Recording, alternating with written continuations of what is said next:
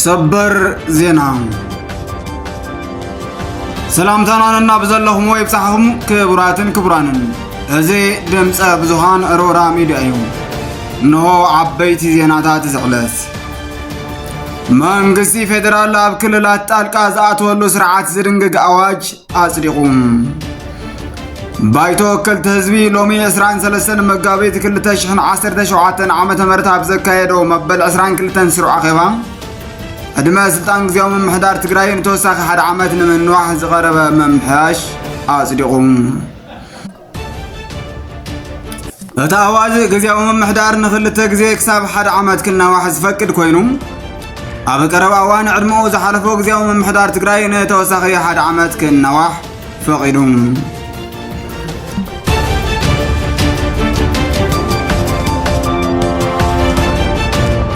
በአይተ ጌታቸው ረዳ ዝምራሕ ህዝባዊ ወያነ ሓርነት ትግራይ እዋናዊ መግለጺ ኣውፅሎም ምሉእ መግለጺ ከም ዝስዕብ ኣቕሪብናልኩም ኣለና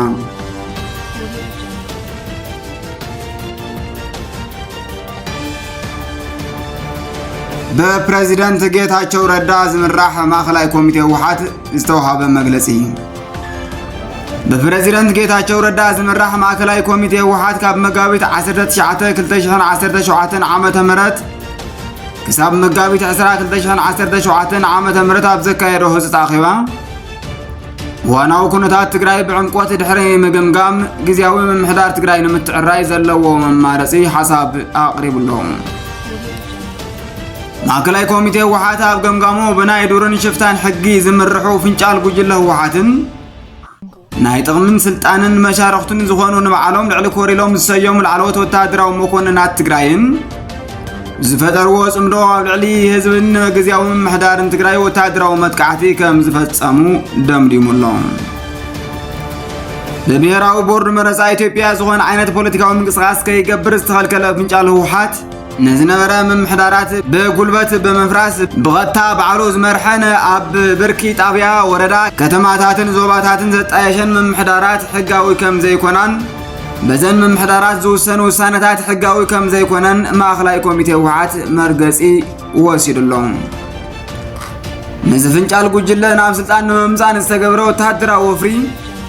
ምንም ዕጥቂ ከይዓጥቑ ብሰላማዊ መንገዲ ፊት ንፊት ዝተጋፈጡ ምንተ ዲሞክራስን ልዕልነት ሕግን ጠበንጃ ብሓሳብ ንዝመከቱ ኣባላት ሓድሽ ወለዶ ትግራይ ኣብ ቃልሲ ህዝቢ ትግራይ ሓድሽ ምዕራፍ ከም ዘበሰርኩም ማእኸላይ ኮሚቴ ውሓት ብዓብዪ ኣድናቆትን ተስፋን ተመልኪትዎ ኣሎ ኣብዚ ኸይዲ እዚ ብሽም ሓይልታት ፀጥታ ትግራይ ብዝተተኮሰ ጥይት ኮነ ብኻልእ መሳርሒ ኣብ ዕላዊ ሲቪላዊ ቃልሲን እናሃለዉ ብግፍዒን ዝተቐተሉ ኣብ ማህደር ሰማዕታት ሓርበኛታትና ከምኡውን ኣካሎም ዝጎደሉን ዝተሃሰዩን ኣብ ማህደር ህያዋን ሓርበኛታትና ኣስፊርና ዝግባእ ኩሉ ክብርን ካልእን ክረጋገጸሎም ናይ ምግባር ኣድላይነት ማእኸላይ ኮሚቴ ውሓት ኣሚኑሎም ኣብ ልዕሊ መሰሎም ብሰላማዊ መንገዲ ከኽብሩ ናብ ኣደባባይ ዝወፁ ዜጋታት ብውሕዳት ሓይልታት ፀጥታ ትግራይ ዝተፈጸመ ባርባራዊ ግፍዒ እናኾነና እዚ ኩነታት ከስዕብ ዘኽእል መደብ ዝሓንፀጾ ፖለቲካዊ መራሕቲ እዚ መደብ ተቐቢሎም ዘዋፍሩ ወታደራዊ ኣዘዝቲ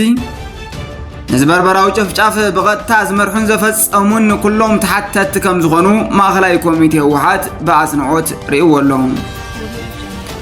ማእኸላይ ኮሚቴ ውሓት ኣብ ገምጋሙ ኣባላት ካቢኔ ግዚያዊ ምምሕዳር ትግራይ ኮይኖም ምስ ሓደ ዘይሕጋዊ ፍንጫል ጉጅለ ብምውጋን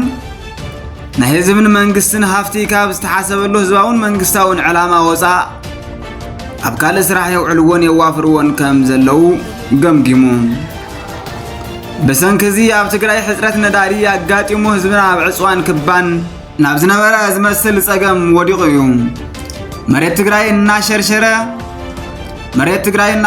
ናይቲ ዘይሕጋዊ ፍንጫል ጉጅለ ኻዝና መምልእን ኣደዳ ወረርትን ይኸውን ኣሎ ፕሮጀክትታት ተቋሪጾምን ግልጋሎት ተዓፂፉን ናይ መንግስቲ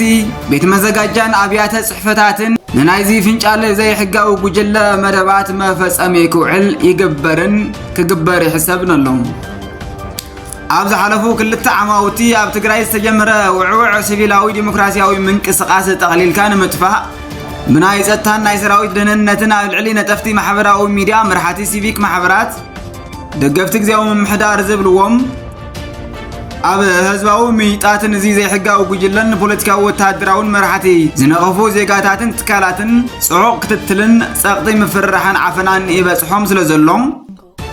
ንህይወቶም ውሕስና ስኢኖም ይፈርሑን ይሽቁረሩን ገሊኦም ከዓ ካብ ትግራይ ይወፁ ኣለዉ። ስራሕቲ ውደባን ኣሰራርሓን ኣወዳድባን ፓርቲን መንግስትን ብዘይ ምትሕውዋስ ዘሻራዊ መንግስታዊ ግልጋሎት ንምሃብን ዲሞክራሲ ንመስማቑን ዝተተሓዘ መደብ ዕንቅፋት ገጢሙ ኣሎ። ንኽልተ ዓመት ኣብ ተነጻጻሪ ሰላም ዝነበረት ትግራይ ካብ ቀረባ እዋን ጀሚሩ እዞም ጽምዶ ፈጢሮም ዘለዉ ፖለቲካውን ወታደራውን ጉጅለታት ብዝወሰድዎ ዘይሕጋዊ ስጉምትታት ወጥረ ኩነታት ተፈጢሩ ኣሎ። ሲቪላዊ ምንቅስቓስ ተቆርኒው ናይ ሰራዊትን ጋዓገል ጠምን ምንቅስቓስ ተዘውቲሩ ዝረኣየሉ ኩነታት ተፈጢሩ ኣሎ። ምስ መንግስቲ ሻዕብያ ዝተጀመረ ናይ ጎይታን ጊላን ዝምድና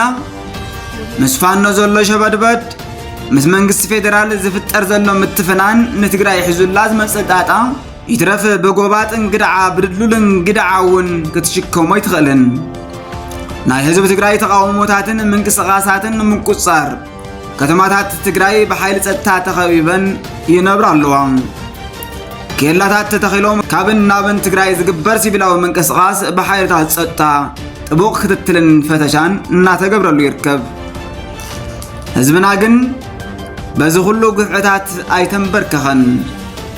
የግዳስ ሓሪኑን ተቆጢዑን ኣለዉ። ተቃውሞታቱን ቃልሱን ብዝተፈላለየ ኣገባብ እናቐጸለ ይርከብ። መንእሰይና ሽንገላ ከየስድዖ ዓፈና ከየሰኩኖ ብዝተፈላለየ ኣገባብ ይቃለስ እኒሀም። ህዝቢ ከተማ ዓዲ ጉደም ብግፍዒ ዝተጨፍጨፉ ሰማዕታቱ ንምዝካርን ተሓተቲ ተነፂሮም ናብ ሕጊ ክቐርቡን ከም ደብሪ ኣይናለም ዝመሳሰሉ ቀበሌታት መቐለ መሬትና ናይ ሸፋት ጁባ መምልያ ይኾኑን ኢሎም መሬት ክሽንሽኑ ዝመፁ ኣባሪሮም መሬቶም ሓልዮም ኣለዉ። ህዝቢ ጣብያታት ዞባ ደቡብ ምብራቕ ዞባ ወረዳታትን ጣብያታትን ዞባ ደቡብ ትግራይ ክሳብ ሕዚ ምምሕዳራቶም ኣየድፈሩን። ጀጋኑ ኣባላት ሰራዊትና መዕፈኒ ህዝባዊ ምልዓልን ተቃውሞን ክኸውን የብሉን። ናብ ሓወይ ሓፍተይ ኣደዋይን ኣቦይን ኣይትኩስን ኢሎም ብምቋም ናብ ህዝቦም ክትኩሱ ዝውሃቦም ዝነበረት ትእዛዛት ብምንጻግ ክበጽሕ ዝነበረ ሓደጋ ኣዝዩ ክቕንስ ገይሮም እዮም። ሕዚ ከዓ ናይ ኩናት መሳርሕን ሰላማዊ ህዝባዊ ተቃውሞታት መዕፈንን ከይኸውን ኢሎም እዞም ግፍዕኛታት ብቐረባ ናብ ዘይርከብሎም ገለል ዝበለ ቦታታት ብበዝሒ ይኸዱ ኣለዉ። ጉጅለ ፖለቲከኛታትን ወታደራትን ናይ ህዝብናን ሰራዊትናን እምቢታን ናይ ዕላማ ሓድነትን ምትእስሳርና ሰንቢድዎም ይርከብ። ንህዝብና ብሓይሊ ብረት ናይ ምዕፋንን ኩናት ናይ ምግባርን ተኽእሎታት ይምንጠሉ ከም ዘለው ገና ሓጂ ክርድኦም ጀሚሩ ኣሎ። እዚ ከምዚ ኢሉ ከሎ ግዚያዊ ምምሕዳር ዕማሙ ፍሒት ከየበለ ናይ ክልተ ዓመት ጻንሒቱ ተወዲኡ ኣሎ።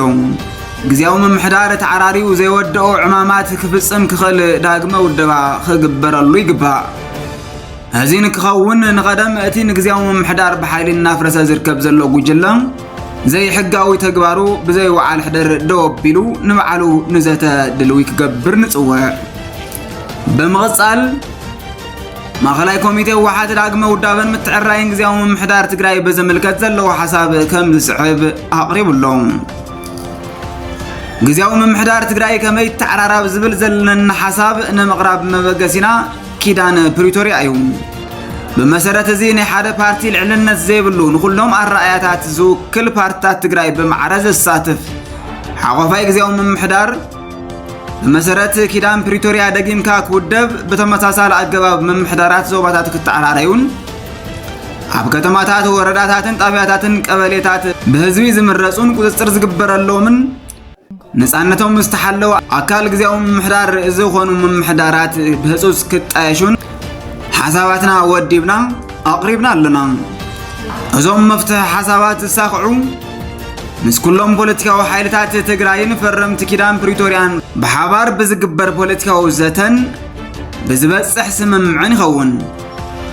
ኣብ ትግራይ ሰላምን ምርግጋዕን ንምፍጣር ብሓፈሻ ብፍላይ ከዓ ግዚያዊ ምምሕዳር ካብ ላዕሊ ክሳብ ታሕቲ ኣተዓራሪኻ ንምውዳብን ስርሑን ምጅማርን ምቹው ፖለቲካውን ጸጥታውን ባይታ ምፍጣር ዘይሕለፍ መሰረታዊ ቅድመ ኩነት እዩ። ብመሰረት እዚ ሓይልታት ጸጥታ ትግራይ ኣቐዲሞም ናብ ዝተመደበሎም ካምፕታት ክኣትዉ ፖሊስ ሰራዊት ትግራይ ናይ ጸጥታን ምርግጋዕን ስራሕ ክሰርሕ ህዝቢ ብንጥፈት ክሳተፍን ኩሎም ተዛተይቲ ወገናት ከስማዕምዑ ኣለዎም ከምዚ ዓይነት ስምምዕ ካብ ዝተበጽሐሉ ግዜ ጀሚሩ ኣብ ውሽጢ ሓደ ወርሒ ዝተመቻቸወ ኩነታት ተፈጢሩ ግዜያዊ ምምሕዳር ክሳብ ቀበሌ ምትዕርራይ ይውዳእ